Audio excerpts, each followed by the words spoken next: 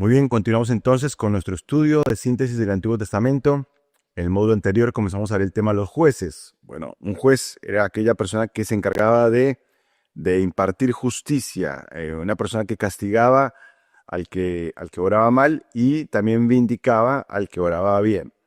El Señor dio jueces en diferentes momentos, pero recuerden que todo hacía parte de un círculo que se repetía, un ciclo en el cual el pueblo se desviaba de Dios, apostataba, Dios enviaba entonces una nación que los subyugaba, estaban bajo servidumbre, ellos clamaban al Señor, Dios enviaba un libertador y por un tiempo andaban bien y después nuevamente apostataban y se repetía el ciclo.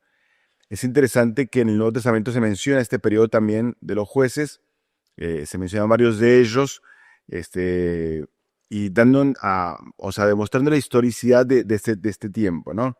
Pero bueno, aquí lo importante es ver cómo esos casos reflejaban simplemente lo que dijimos al principio, es la tendencia del hombre a alejarse de Dios. Porque vez tras vez pasaba eso, ¿no? Pasó cuando Gedeón liberta al pueblo, de repente él dice, bueno, vamos a hacer un efod de oro para Jehová, pero ese efod realmente se convirtió en tropiezo para Israel y comenzaron a idolatrar el efod en vez de buscar adorar al Dios verdadero.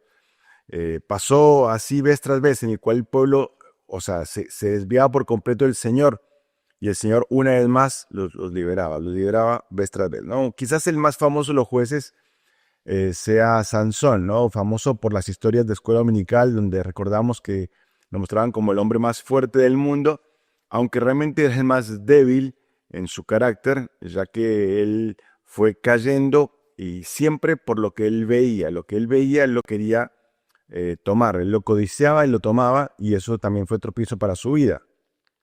Vez tras vez vemos que se enamoraba de una mujer, la quería tomar, y siempre iba incumpliendo sus votos de nazareo, que él era un nazareo y sin embargo incumplió los 3 votos, que eran no tomar bebidas alcohólicas, no tocar cuerpo muerto y no cortarse el cabello, y los 3 votos los incumplió.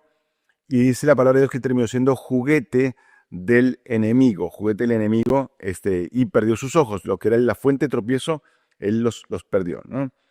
Entonces, es un tiempo realmente muy, muy complicado, en el cual el pueblo fue abandonando al Señor y terminó en la anarquía total. Hay muchas lecciones que podemos sacar de este libro. Por un lado, cuando se levanta una generación que no conocía a Dios, es evidente que es importante el trabajo de influencia en los hijos, pero también el discipulado en las iglesias. Necesitamos discipular a los adolescentes, los niños, los adolescentes y los jóvenes, que van a ser los pilares de la iglesia para el futuro. Si no invertimos en ellos, obviamente estamos perdiendo el tiempo y se va a entrar una generación que no le va a importar las cosas de Dios. Otra lección también es que el pecado siempre trae consecuencias y el Señor se disgusta mucho cuando nosotros tomamos esa actitud de que no nos importa nada, ¿no? Entonces el pecado siempre trae consecuencias, pero también una lección importantísima es que Dios siempre es misericordioso. El Señor podía haber librado el pueblo al azar, decir, bueno, está bien, ya está. Ustedes pecaron, ustedes fallaron. Sin embargo, el Señor siempre fue fiel y a pesar del pecado, Él escuchaba una vez más el clamor del pueblo y entonces los libertaba. Y es tremendo ese ejemplo, ¿no? Entonces, eso es el libro de Jueces, realmente resumido en estos pocos minutos, ¿no? Bueno, pero avanzamos y después del libro de Jueces entramos a otro de los libros históricos, que es como una historia que cambia un poquito el sentido de todo, que es una historia bastante especial, que es la historia de Ruth, ¿sí? Ruth significa amiga o amistad, y fue un libro que fue escrito en ese mismo periodo de los jueces.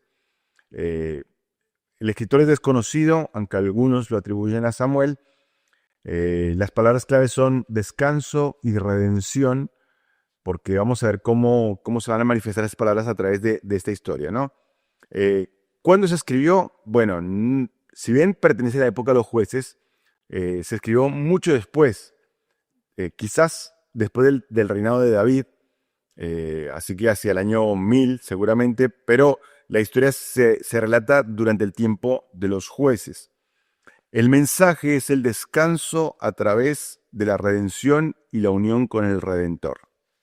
Descanso a través de la redención y unión con el Redentor. El tema es el romance de la redención. Es una historia bastante interesante en la cual van a aparecer diferentes personajes a través de este libro, ¿no?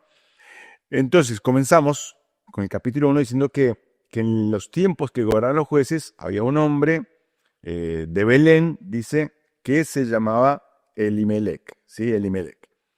Este hombre que estaba allí morando en Belén con su familia, tenía su esposa y sus hijos, de repente vino una hambre tremenda en la tierra, fruto de las diferentes naciones que atacaban a Israel, y entonces esa hambre estaba allí haciendo estragos. Entonces Elimelec, cuyo nombre significa mi Dios es rey, estaba casado con una mujer que se llamaba Noemí. Noemí significa hermosa o placentera. Y allí ellos, con sus dos hijos, que la Biblia dice que se llamaban Malón y Kelión. Malón significa débil y Kelión significa decaído. Ellos tenían sus dos hijos y emigran buscando un mejor futuro. ¿A dónde van? A los campos de Moab, que era una nación extranjera, pero donde ellos consideraban que iban a encontrar la comida necesaria para poder sobrevivir. Como muchos padres quizás hacen hoy en día, que emigran buscando un mejor pasar para su familia. Pero ¿qué pasa? Pasando el tiempo, la Biblia dice que Elimelec muere. Entonces Noemí se queda viuda, pero con sus dos hijos. Y era importante esto porque los hijos eran el sostén de su vida. Estaba establecido que los hijos cuidaran a sus madres viudas, y ella estaba en cierta forma segura porque estaba con sus hijos. Sus hijos se casan con mujeres moabitas, o sea, mujeres extranjeras, ajenas al pueblo de Dios. Uno de ellos se casa con Ruth y el otro se casa con Orfa, y allí entonces también comienzan a establecer una vida ya lejos de Israel. Pero ¿qué pasa? Pasa el tiempo y también mueren los dos hijos, tanto Malón como Kelión mueren, y queda Noemí ahora sí desamparada, porque ya no tenía a su marido ni tenía a sus hijos. Entonces esta mujer desamparada habla con sus nueras y le dice, bueno, ustedes están libres de cualquier vínculo conmigo porque ya también son viudas, así que vuélvanse a su casa, porque es lo que corresponde, que ya vuelvan y hagan su vida, rehagan su vida lejos de mí. Entonces dice que la Biblia que las dos nueras lloran y le dicen, no te vamos a dejar. Pero entonces Noemí le dice, miren, o sea, por ley, si yo tuviera otros hijos, se podrían casar con ustedes y ustedes podrían ser redimidas por mis hijos, para que ustedes pudieran conservar el nombre de su esposo y así también conservar la herencia y lo que correspondiese. Pero no tengo más hijos, dice Noemí. Y aunque hoy me casara y hoy quedara embarazada, tendría que pasar muchos años hasta que mis hijos tuvieran edad de casarse para que se casaran también con ustedes, así que no vale la pena. Al escuchar esto, entonces Orfa dice, bueno, suegra, chao, hasta luego. Pero en cambio Ruth dice, no, yo no me quiero ir. Y surgen unas palabras hermosísimas que es uno de los versículos claves del libro, que es el versículo 16, donde dice, respondió Ruth, no me ruegues que te deje y me aparte de ti, porque donde quiera que tú fueres, iré yo, y donde quiera que vivieres, viviré. Entonces él dice, mira, yo no me voy a separar de ti, voy a ir donde vos vayas, donde tú vayas voy a estar contigo. Y el versículo 17 dice, al final del 16 dice, tu pueblo será mi pueblo y tu Dios mi Dios. Y en ese momento, Ruth está diciendo, yo me voy a hacer del pueblo de Israel por amor. Me voy a hacer judía por amor. Donde tú murieres, moriré yo, y allí seré sepultada, así me haga Jehová y mañana, que solo la muerte hará separación entre nosotros dos. Entonces Noemí se da cuenta y dice, bueno, realmente esto es serio, y entonces van juntas hasta Belén, regresan a Israel, porque habían escuchado que la cosa estaba mejor ahora. Entonces vuelven a Belén, y cuando la gente llega allí, cuando llegan Noemí y Ruth, llegan a Belén, la gente fue y dice, volvió Noemí. Y ella dice, no, no me llamen Noemí, acuérdense, significa hermosa o placentera, llámeme Mara, Mara, que significa algo amargo. Dice, porque realmente he sido afligida, he sido puesta en amargura por el Todopoderoso. Pero bueno, entonces aquí está un panorama bastante sombrío, ¿no? Una mujer que tenía su hogar ideal, un esposo, 2 hijos, los hijos se habían casado, era una familia, digamos, buena. De repente, esta mujer quedó sola y en amargura. Pero el Señor tenía algo más para ella. El Señor tenía algo más para ella. Entonces comienza el capítulo 2 contándonos de que había un pariente de Elimelech, del marido de Noemí, que tenía campos allí alrededor que se llamaba Booz. Entonces, esos campos que estaban cerca de allí iban a ser fundamentales. Porque en un momento, Ruth le dice a Noemí, Noemí, mira, te pido permiso para ir a trabajar, porque evidentemente necesitaban que alguien trabajara para poder tener sustento diario. Entonces, Noemí le dijo a Ruth, bueno, anda y que Dios te bendiga.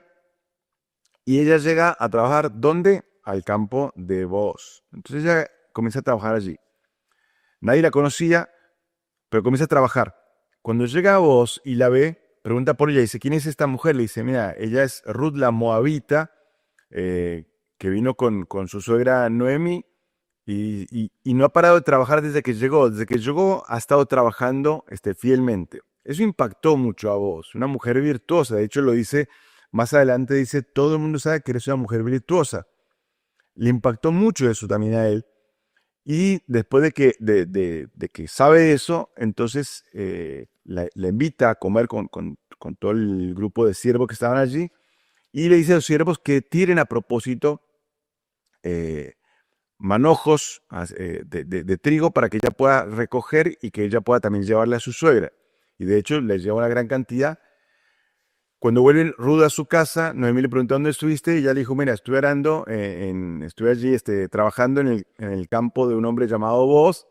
Y entonces Noemí le dice, mira, él es pariente nuestro, él puede redimirnos, es decir, él puede llegar a comprar el derecho por lo que le pertenece a Noemí y también ese derecho incluye el casarse con la esposa o la viuda del hombre que falleció, de uno que falleció.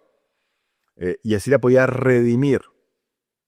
Entonces, Noemí le dice a Ruth, mira, este hombre es pariente. Entonces, le da un consejo, Noemí a Ruth le dice, mira, cuando estén terminando el tiempo de siembra, fíjate dónde se acuesta Booz, y de noche, sin decir nada, ve y acuéstate a sus pies. Aquí no hay nada inmoral.